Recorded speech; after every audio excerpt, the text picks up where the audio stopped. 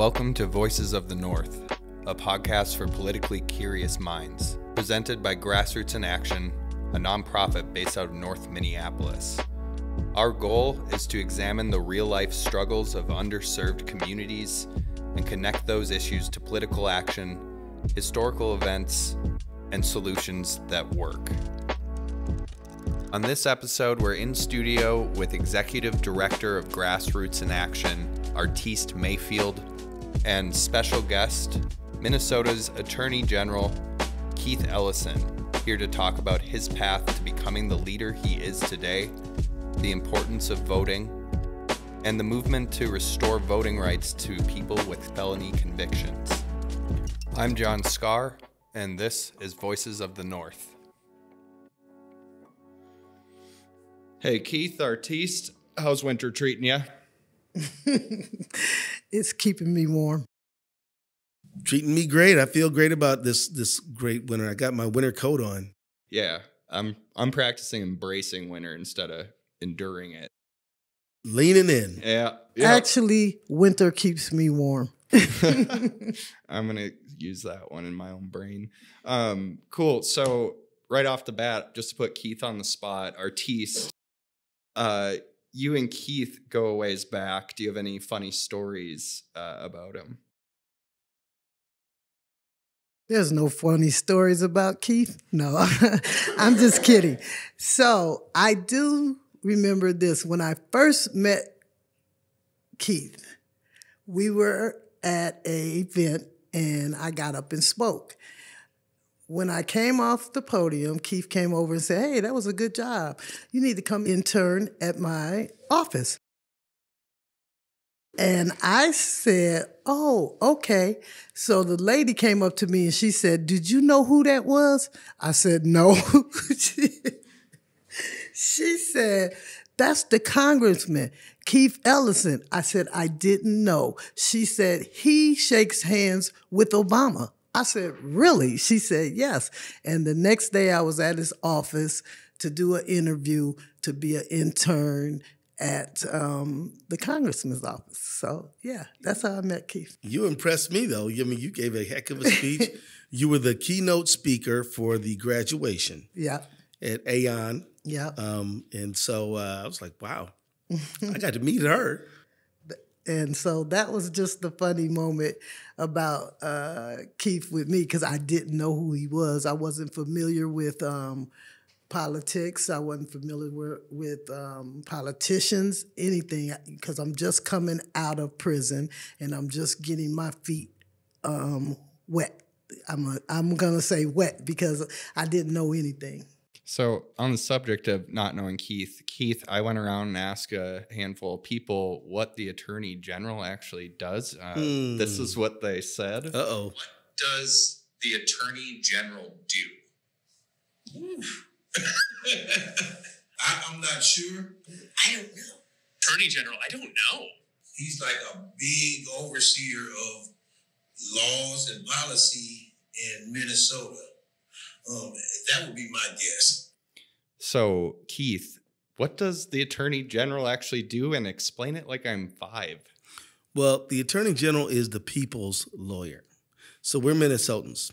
So there's like 5.6 million of us. And most of us don't have a legal budget in our family budget, right? So we got the rent, we got the mortgage, we got the food budget, and the legal budget. No, most of us don't have a legal budget. So if we have a legal problem, like we buy a car and it's a bad car, and they told us it was a good car, but it's actually a crappy car, or if the landlord's supposed to come fix the window, but they're not fixing the window, or if the student loan people who we took out a loan with are charging us extra, we think it's wrong. But what are we gonna do about it? Or if that's the people's lawyer. You call me up, and what I'll do is have my staff look at your case, and we represent people. Now, we usually don't represent just one person. We're looking at when whole classes of people are mistreated. So, for example, recently we sued a company called Fleet Farm because we allege that, and that means we accuse them of, we haven't proven it yet, of negligently selling guns and aiding and abetting people who buy guns to distribute them to people who are legally not allowed to have them, and that some of those guns ended up in crimes. So that's what we're accusing them of. Well, we get to do that because because I'm the Attorney General. Another one is, we sued Comcast because they were tacking on extra fees for people. We sued the opioid manufacturers like Purdue and other giant companies who were putting opioids out there saying they were not addictive, but they really were. We sued years ago the tobacco companies, the cigarette companies, who were saying, oh, this is not going to give you cancer, but we know it really is. So we sued them for that. And because I'm the Attorney General, I can sue on behalf of the people of the state of Minnesota. Now, if you call me and say, I got my own little legal problem, I might be able to help you if other people are having the same problem. But if it's just your case, and, probably I won't be able to take that case. But like, if some company is ripping off customers, you ain't the only customer. And so we might be able to do something about that. And we've done everything from sued a company that was saying that they were going to do weddings, but then they were ripping off people and not doing them, to like romance scams, computer scams. And we do that all the time. We also represent every state agency. So there's over 100 boards, commissions, and state agencies, Department of Corrections, Department of Human Services. We're their lawyers, right? I'm the governor's lawyer. I'm the Secretary of State's lawyer. So when it comes to Comcast, I'm still with Comcast, and I actually still see them putting taxes on things that I'd be like, where did this come from? Great point. What we need, so our office turns on complaints. We need people to complain. What do I mean by that? Just because a company's doing something wrong doesn't mean I know about it. I don't have clairvoyance or ESP. But if you call 651-296-3353 or go online. Can you repeat that number again, sure please? Sure, I can. 651-296-3353 or go online at ag.state, .mn.us. Then you can make a complaint, or you go to just the Minnesota Attorney General's office, click me. You can do an online complaint, and we will do everything from, we've done student loans, we've done landlords, we've done all kinds of stuff when people are getting taken advantage of. Think of us like your consumer protector. We also sue when two big companies want to do a merger. That might be what they call antitrust violations. We can stop them on that. There's just a range of things we can do to protect people and help them afford their lives. We sued companies that produce insulin, and were just jacking up the price because they had market power, because there was only a few of them. So they just said, well, we're going to charge them all this. We've sued for wage theft. If you're working a job and your employer is supposed to pay you X and they didn't pay it to you, then you can call us and maybe we can get you your money back. So that's the people's lawyer. We do consumer protection. We represent state agencies. I also sit on certain boards and commissions, like I'm on the pardon board. Myself, the governor, and the Chief Justice of the Supreme Court are on the pardon board. So you can't help me with the parking ticket I got? Unfortunately, no. You got to go talk to the hearing officer and negotiate with that guy. I'll just pay it and well, skip lunch or something. Yeah, there you go. I do have another question for you. Do you remember a specific experience or moment that led you to be the person and leader that you are today? I wish I did remember a specific moment. There are so many challenges, and you get tested every single day. But I will tell you that there's actually quite a few. But I can remember when I was just a kid, and my family member was selling newspapers downtown, and I was helping him, and I was a kid. And the guy said, I want a paper. So I reached and grabbed for a paper and handed the guy the paper. He said, I don't want that black paper. Give me the real paper. And I didn't know what he was talking about. So after we gave the guy the other paper, I asked my uncle, why didn't that guy want the Michigan? Why didn't he want this one and that one? He said, well, this is paper written about African-American news. And he didn't want that. He wanted he wanted the Detroit Free Press. And the way, it wasn't so much what he said, it's just how he said it. And I got the impression there was something wrong with the paper that I handed to him. And that, to me, I don't know, it sparked something in me.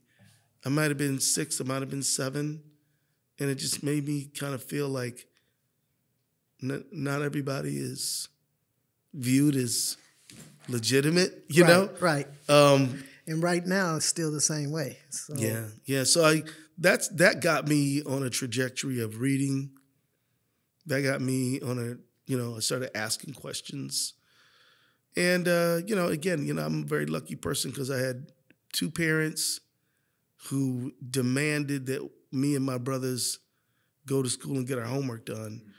And we had a lot of friends whose dad wasn't home or mom wasn't home. We had 2, my mom and dad raised us all. You're actually from Detroit, right?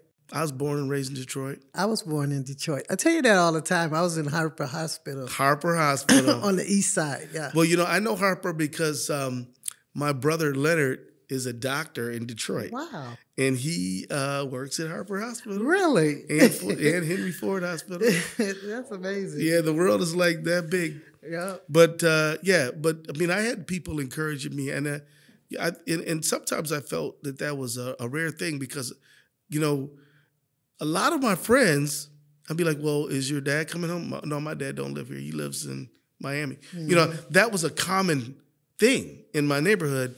And I remember when I got to be a teenager, I remember being slightly embarrassed that I had an intact family because it seemed like other people didn't have that. And, I don't know, it's weird. It's just funny though, that you're from Detroit and you had an intact family and I had an intact family as well. Yeah. Mother, father, married, and kids. There you go. So it was not uncommon. It wasn't like, there was plenty of people who did have that. And there was also a lot of people who didn't, and that's true. Right.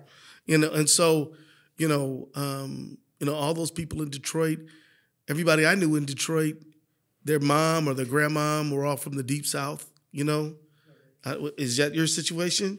Yes, they are from the South. Marks, Mississippi, Vance, Mississippi. Yeah. Yeah, so like my dad is from Burke County, Georgia. My mom's from Natchitoches Parish, Louisiana. And maybe, don't you think that's probably where our strength comes from, or our willingness to get out and do the right thing? Because we where they came from, we see it coming off of them. Like they know racism immediately. Don't look at that person like that, Yeah, well, yeah. So like my mother's father's a guy named Frank Martinez, and he was organizing black voters in the 50s. Oh, wow. And they called the house and said they weren't going to sell him gasoline. Wow. And he had to put tractor fluid in his car. Wow. They'd call up the house and say, we got that end tied up to a tree and he ain't gonna make it. And my grandmother would be, Frank, please, you gotta stop this. You gotta stop this. Right, because it would terrorize her. And, they would pull trees out in the middle of the road. So he would organize he would have like fish fries, right? Right. And then talk about voting. And then when he was leaving, they'd pull trees out in front to close off the road. Right. And, my mom couldn't swim in the pool in Natchitoches Parish, and they went to segregated schools and all that stuff. So, I mean, that's who raised us. Right. That's who raised us. And they taught us something about getting up after being kicked down. They taught us something about believing that you're valuable and worthwhile, even if the world tells you you're not.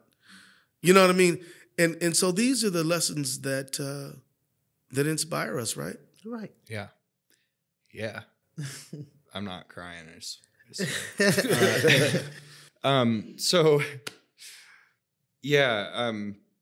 Keith, on the subject of voting. Yeah.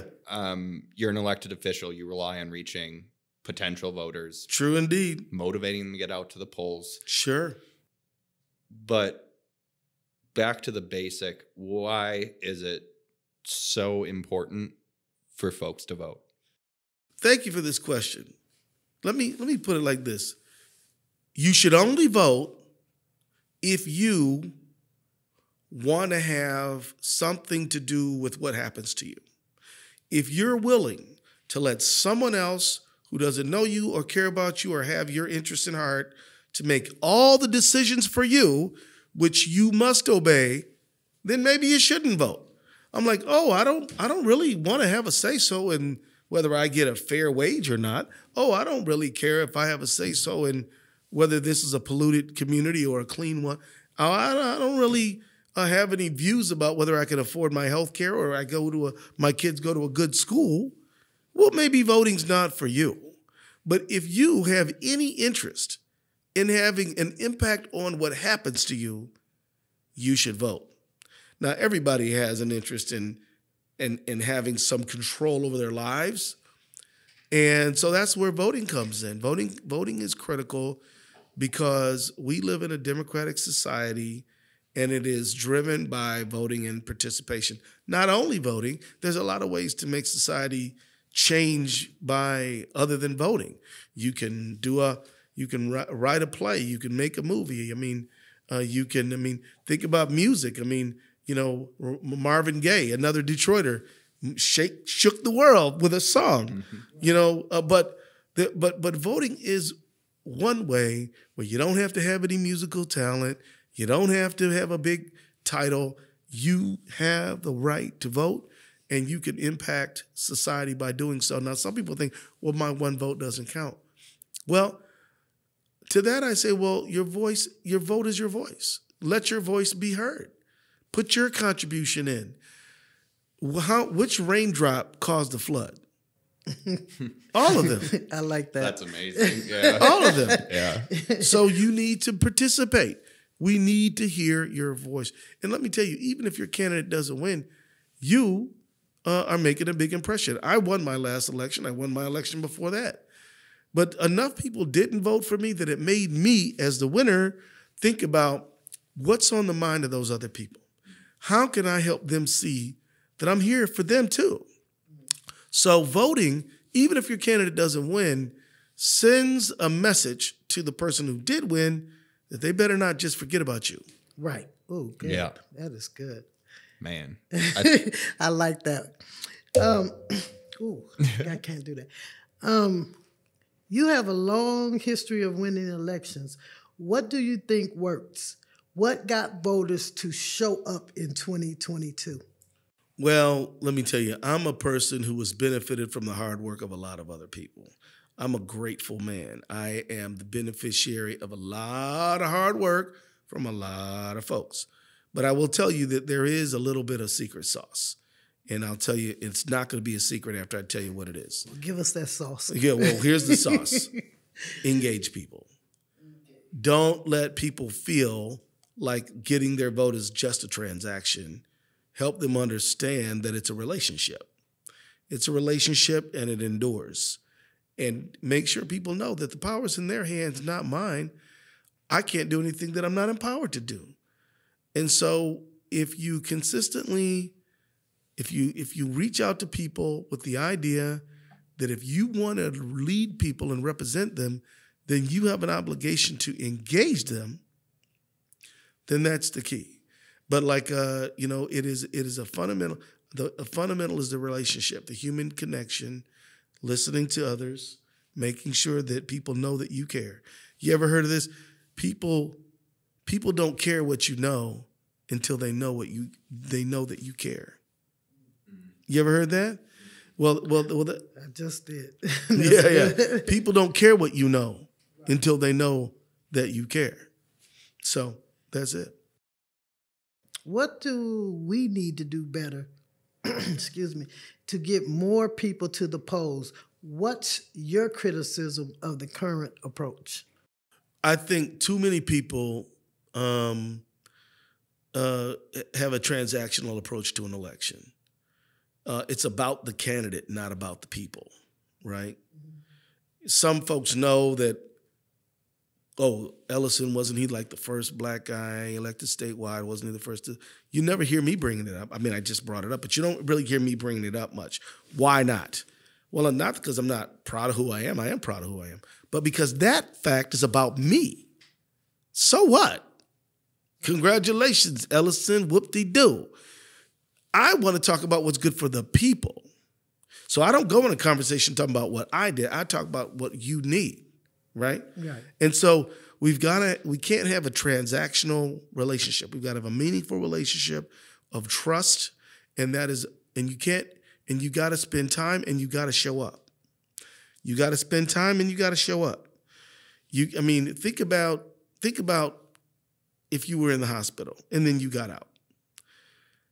Now, when you were in that hospital room, worried, nervous, not sure what was going to happen, somebody shows up and they just read the paper with you. Maybe you don't even feel well enough to talk. You're just going to sit back and watch the TV or just sleep, but you know they're sitting there. When you're out and you're well, how do you feel about that person? Versus somebody who said, oh, you was in the hospital. Yeah, I heard you was in there. I was going to come see you, but I got really busy. Compare how you feel about those two people. Talk to me. Is there a difference a little bit? Yeah. In one scenario, I feel listened to and valid in my existence versus, feeling like I'm just another check in a box. And maybe the person who didn't make it has a perfectly perfect reason. But you feel like, hey, this other person, they really took the time. Right? Yeah. And you feel that way. Yeah. And does it matter what you all talked about while you were in the hospital room? Not really. Maybe you didn't talk much. Maybe you just watched TV. Maybe all they did is read the paper to you. So sometimes we think that what we're going to say is going to make the big difference. Not really. Showing up, being present, and that proves a lot. So knocking on doors, making the calls, showing up at the meetings, these are the things that communicate concern, true care, and are relationship-based, as opposed to the transaction, which is, here's what you're going to get if you vote for me. I'm going to vote to lower your taxes. I'm going to vote to, all that stuff is not irrelevant. It matters, but it doesn't matter nearly as much as power of personal presence. Yeah, I think people are sick of this formula of, this is what I was told to tell you based on these surveys. Right. They want to see the human, the true passionate human that is there to represent them. That's right. That's what people actually want. And I think that is a huge missed opportunity that even politicians I support. Yeah. Personally support. So one of Grassroots in Action's biggest issues right now is the restoration of voting rights to those with a felony conviction. Keith, what's your stance on that? Well, I know some friends who have been through the criminal justice system, and they have felonies on their record. They're smart, they're compassionate, they're good people, they care about the community, and yet when they were in a more desperate, tougher time in their life, they made some choices that they regret themselves. Why should they carry that forever? Don't we live in all of us, whether you're Muslim, Christian, Jewish, secular, humanist, whatever, Buddhist, we all believe in some form of redemption, second chances. We say God is merciful. We're not. We're like, no, we're going to hold this against you forever. And not only going to hold it against you forever, we're going to mess you up getting an apartment. We're going to mess you up getting a job. We're going to mess you up getting this, that, the other thing. I think that it's a matter of a core value of, do you believe in redemption? Do you believe in second chances? Do you believe in mercy? And so that's where it all starts for me. Yeah. Also, it's actually more expensive to have to check all this stuff to see if somebody can vote. If they, let them vote. They live in our society. They should be able to vote. The other thing about it is that, There are 2 states that never take away your right to vote. Maine and Vermont, you never lose your right to vote, ever. There's a bunch of states, maybe as many as 15 or 16, where when you're out, you can vote. Meaning, if you go to prison and you get out, you can vote then, even if you're on probation or parole. Then there's the states that Minnesota is in. Whereas after you complete your probation and parole and your civil rights are restored, then you can vote. And then there's states like, Florida, and actually Florida made some improvements, but for a long time, Florida and Texas and a few other states, you could really never get your right to vote back. Now, both Texas and Florida have done a little better. A few years ago, Florida passed Amendment 4, which restored people's right to vote, but then it said only if you pay all your fines and everything. And then the governor, who didn't want people to vote, made it so that the impact of that was a lot lower than it was supposed to be. But I think that people should vote. There's no logical reason to couple or link the criminal justice system and democracy. It doesn't make any sense to me. And really the history of it is just to exclude people. And so let's get rid of it and let the people vote. Yeah. I think personally, I choose to believe and also just believe it's true that most people want to do what's right. They want what's best for their future, for the kids' future, for everyone's future. And if we don't give them that vote of confidence, if we say, nope, your voice doesn't matter, it's more likely they're going to behave in a way that reflects that treatment. Well, there's numbers to prove what you just said. There's a sociologist named Chris Uggins, Uggins, and he said that we've looked at it, and where you restore voting rights to ex-felons, they have less recidivism. They have less returns to the criminal justice system. Actually, voting is pro-social conduct, and so there it is. Now, I tell you this though, Artis, you've been through the criminal justice system. How does it feel when some person's walking through the neighborhood saying, "Hey, you want to vote? You want to vote? You want to?" And then you know that you're still on probation or parole, and you can't vote. Does that feel any kind of way? It felt embarrassing. And, I was just like, my thing, this is what I would do, or this is what I would say. My vote don't count. That's what I would use. So some of the people that are probably saying that might be on probation, and they can't vote. They just don't want to say why they can't vote. Yeah, why humiliate somebody? Why push them down further? I mean, I think it's hard enough trying to survive with a prior felony conviction, and now we're going to kick them again? I mean, the question as a society is, do we want people to do better or not? Mm-hmm. That's the question. Mm-hmm. I mean, because if somebody violated the law and they got convicted and they're dealing with that, don't we want them to not do it again? I can tell you, by excluding people from voting participation, all you're doing is embarrassing them, humiliating them, and making them more cynical, pissed off, angry, and more likely and more hopeless. Am I right about this? Where they actually can keep doing what they're doing because. And you mean wrong things? Wrong things because it perpetually traps people, right? Let me just say, you're real brave to talk about this, because I mean, one of the things I love about you, and there's many things I love about you, but one of the things I love about you, Artis, is that you talk about a subject that a lot of people don't want to talk about. So you're like, you never dance around whether you were in prison. You're like, well, when I was in prison, this is what happened, right? Yeah. And you're also not one of those who brag about it either. You know what I mean? Because I've heard people do that. But like, you were just real matter of fact about the whole thing, and I think it's important. I want to encourage you to continue to bravely speak up on your experience. Actually, John, I never told you this one. One day, Keith was going he had just became the Attorney General, and he called me and asked me, "You want to go back to Shakopee?" I'm like, "What?"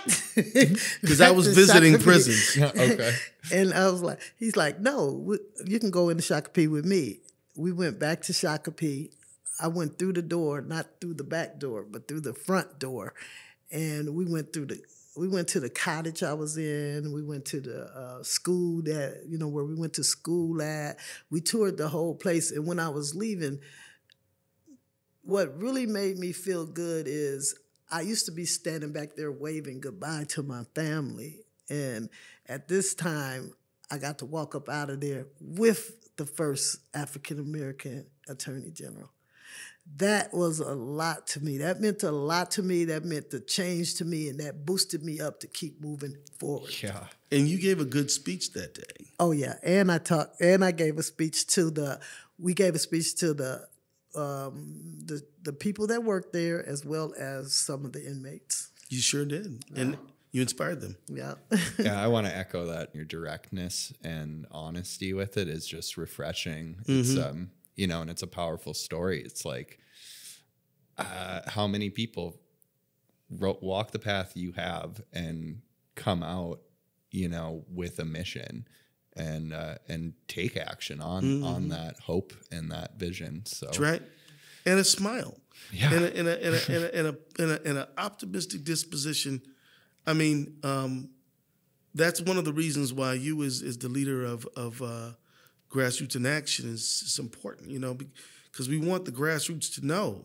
I mean, the captive nation, people who are dealing with the criminal justice system and impediments, convictions. That's part of the grassroots. In order for them to be in action, they got to get a chance to cast their ballot. Right. yeah, And so thank you for being a leader on that. yeah. Echo that too. This has been awesome, and thank you both for doing this with me. And Thanks, John. to close out the episode, I just wanted to ask, what is your advice for folks who want to create positive change in their communities, but they don't know where to start? I have a perfect idea. Give it to us. Join Grassroots in Action. I love that. Yeah. Okay. That's good. We're done. Ortiz. So I would say surround yourself with positive people, with allies, people that believe in you. Because you could take a look at somebody and say, and watch what they do and see where they're trying to go. And so mentors, yeah. And if you have a mentor, then you should be one too. Exactly. There's somebody out there younger than you. They're not as far along on their journey as you, and you should make time for them. Do you agree? I agree. Empowered people are also seeds of empowerment. Exactly. I think we should paint it on the wall somewhere. Yeah. I like what you just said. Did you come up with that? My brain just spins around in circles most days, but every once in a while, There you clock go. is right. One, In the immortal words of John. I like that. We really appreciate you coming out, Keith. Oh, yeah. Yeah. AG, and we we just like having a conversation with you. Let me just say, you want to rate, review this podcast. You want to make sure that you like it and that you follow along with it. It is a very important podcast, and it is a way for you to stay in touch and understand what's going on with Grassroots in Action and how you can be a part of that growing wave of grassroots strength that is rolling all over this state and all over this country and all over this world. So thank y'all very much. You heard it from the Attorney General, folks. You That's better right. like this podcast, or you're never going to get your parking tickets waived. All right. Bye-bye. Thank you guys so much.